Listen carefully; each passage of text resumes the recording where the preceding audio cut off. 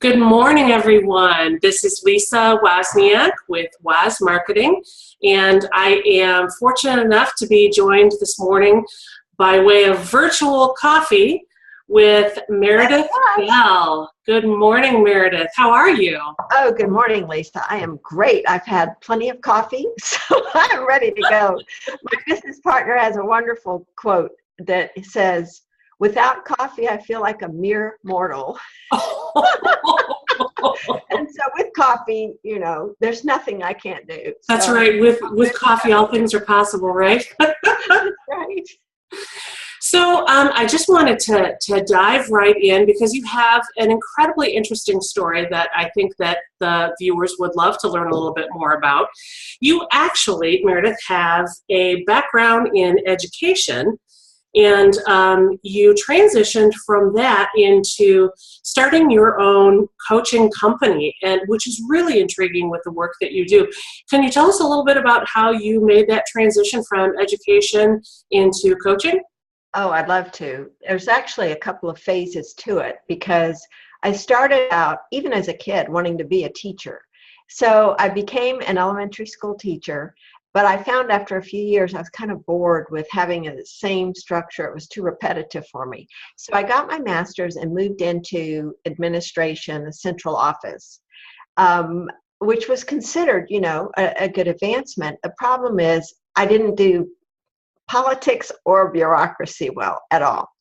So after a few years of doing that, I just decided, it's not working. I need to do something else. And at the time, I really didn't know what to do, but I had enjoyed conducting training classes for teachers because that was one of the things that I did. And I still loved being a teacher, just with adults instead of students. And one of the areas that I found to be so important was communication skills. And the impact that has on people getting along in the workplace. So in 1982, with not a single business course to my name or any business training, I decided to start my own business. So I just, at that time, of course, there was no internet, there was no researching online. I had to read books, study, and figure things out as I went. And what I ended up doing was leveraging my teaching, training skills into speaking to local groups and getting clients that way. And I ended up focusing on developing strong leaders, whether it was the business owner, the managers, directors, supervisors within the organization, to help them understand how they need to be more effective communicators and how they need to be as a person to really engage people and get them to do their best work. So as I was doing that, I met Denny Coates, who became one of my 3 business partners. This is 26 years ago. And we brought in another person who was our operations, financial person. And the 3 of us have worked together now since 1990. 91. Anyway, we did this consulting for a while, and then we decided, we'd really like to have greater impact, reach more people. So we decided in 94 to transition to a software company because we did have access to a software developer who was excellent. So he developed our first product, which was a 360-degree feedback tool. It's like a survey that you do for individuals rather than for the company as a whole, to help them see what do people see as their strengths and what do they see as the areas they need to improve. And we made that customizable. But then, of course, we realized, when you assess someone and they get these results, nothing really changes unless they start doing things differently.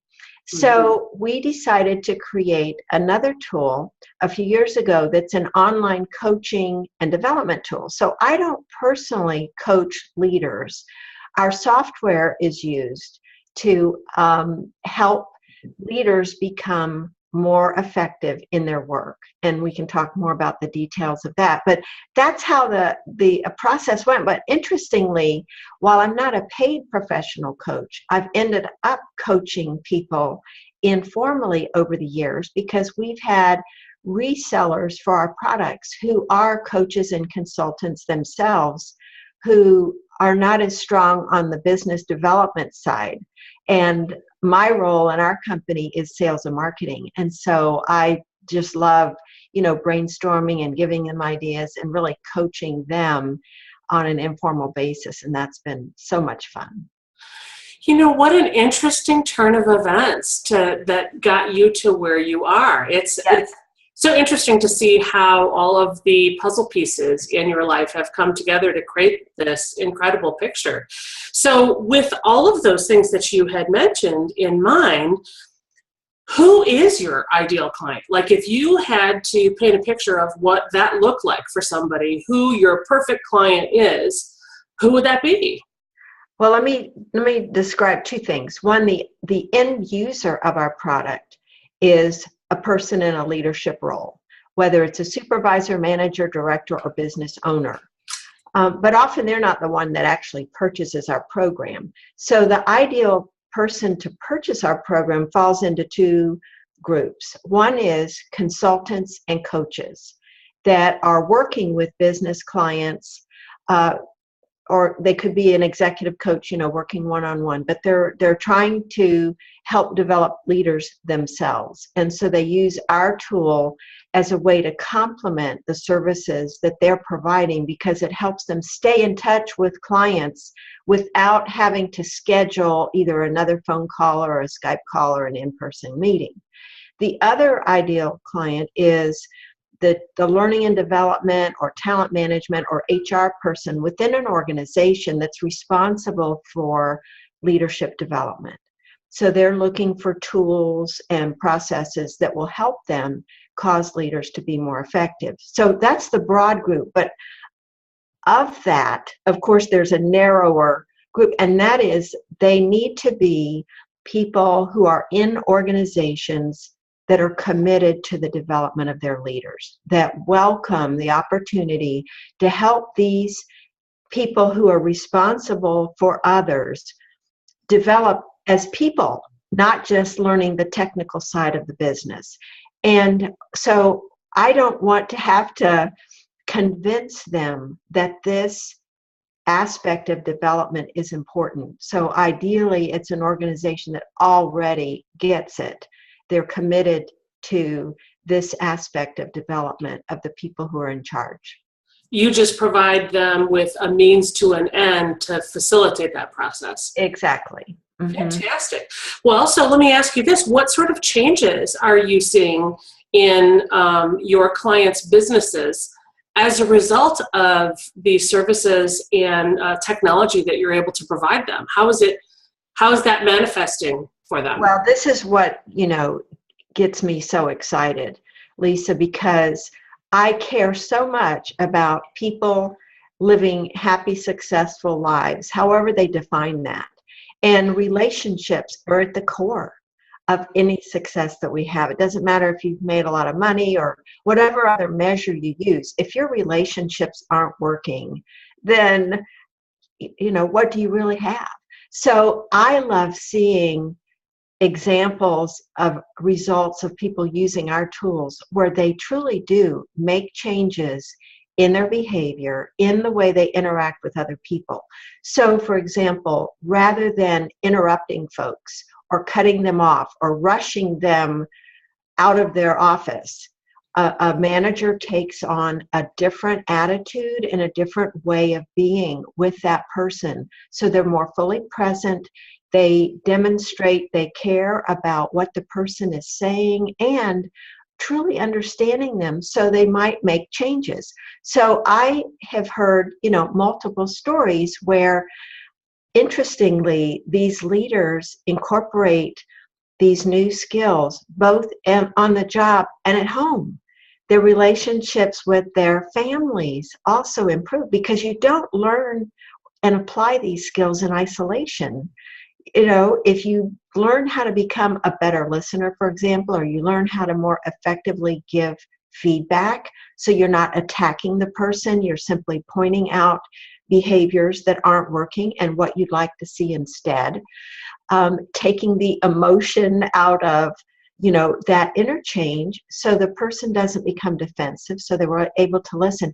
That skill, when you use it at work, is also something you can easily take home and use with family members. So that to me is the ultimate result, because when people feel valued, when they feel heard and understood, they're more motivated to give their best effort.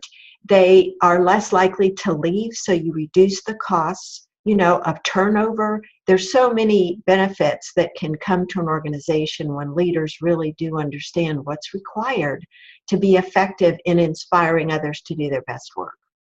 Absolutely. I love the fact that you have gone on this journey in your life to find out the very thing that makes your heart sing. And I can see when you talk about what you do, you're so passionate about what you do for a living. And I love that. And I wish that for everyone, that they could find the thing in life that makes their heart sing. And you've obviously done that. And so my kudos to you for accomplishing that in life. So with that in mind, let me ask you, what's the most rewarding part of your job? Oh, without a doubt, the conversations that I'm able to have with people. I use LinkedIn all the time, like you do, and so I love meeting new people, and as well as deepening relationships with folks that I already know. Some of our resellers and clients who've used our software have been doing business with us for 20 years. And so I love, going deep with relationships and getting to know people as friends, not just business acquaintances. And so that's one of the most rewarding things, is just getting to know people. But then going beyond that, I get such a charge out of being able to help them. So if I can introduce them to someone else, I've introduced a lot of people to podcast hosts, for example, that are interested in being guests on shows, because I've been on, close to 24 podcasts now. So I know a lot of the hosts. So when I can make an introduction like that, or if I'm listening to them and I find out something particular they're looking for, or I hear a pain point that I think, oh man, I know a good resource for that. I'm not trying to sell them anything. I'm just looking at how I can be helpful.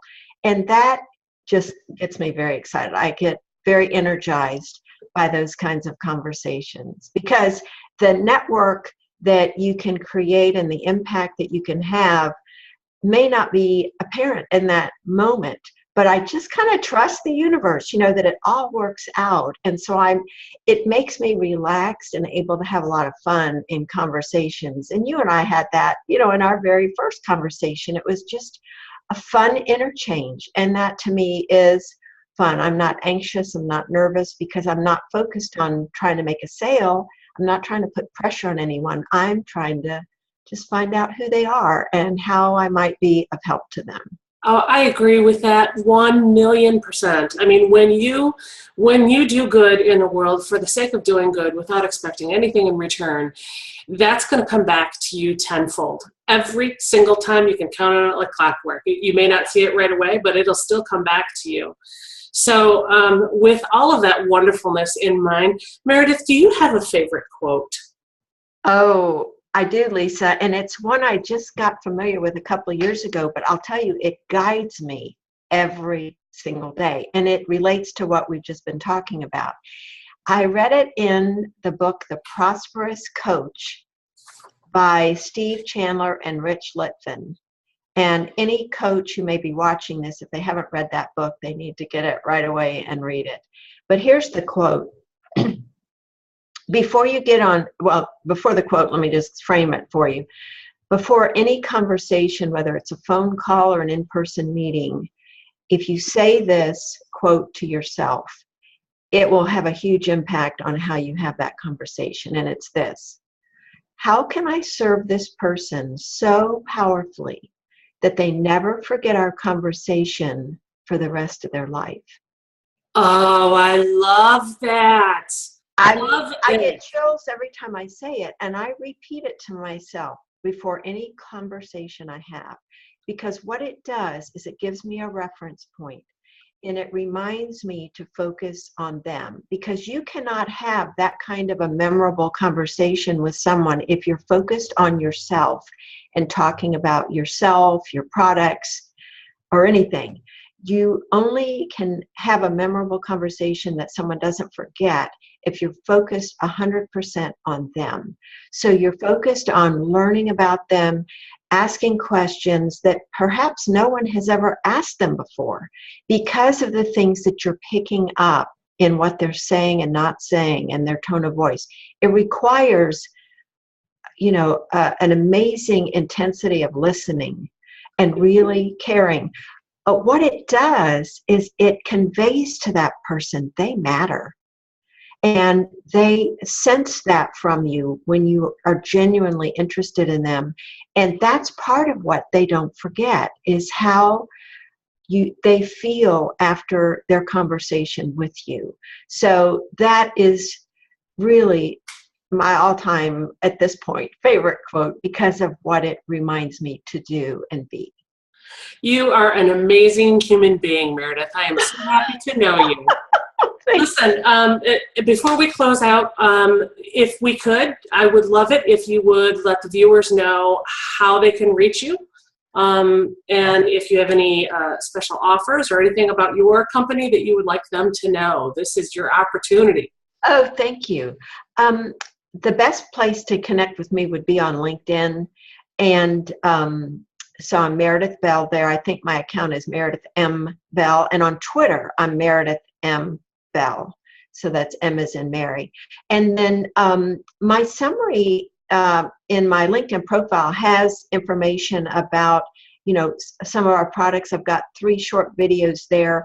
The product website that I would encourage people to go to would be Strong for Performance, and that's strong, F-O-R, performance.com, where, again, they can watch some other short videos that really talk to the program. And if there's anybody that wants to, talk to me, they're welcome to connect me. I've also published, as of today, about 80 articles on LinkedIn Pulse. So that's another way for them to get to know a little bit about me. And at the end of some of those articles, I have links to resources that are free that they're welcome to get.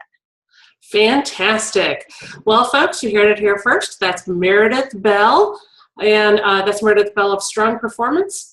And you can reach her on LinkedIn and Twitter. And Meredith, thank you so much for being here for our virtual coffee today. Absolutely. I really enjoyed getting to know you a little bit better, and encourage folks who are in need of your services to contact you directly.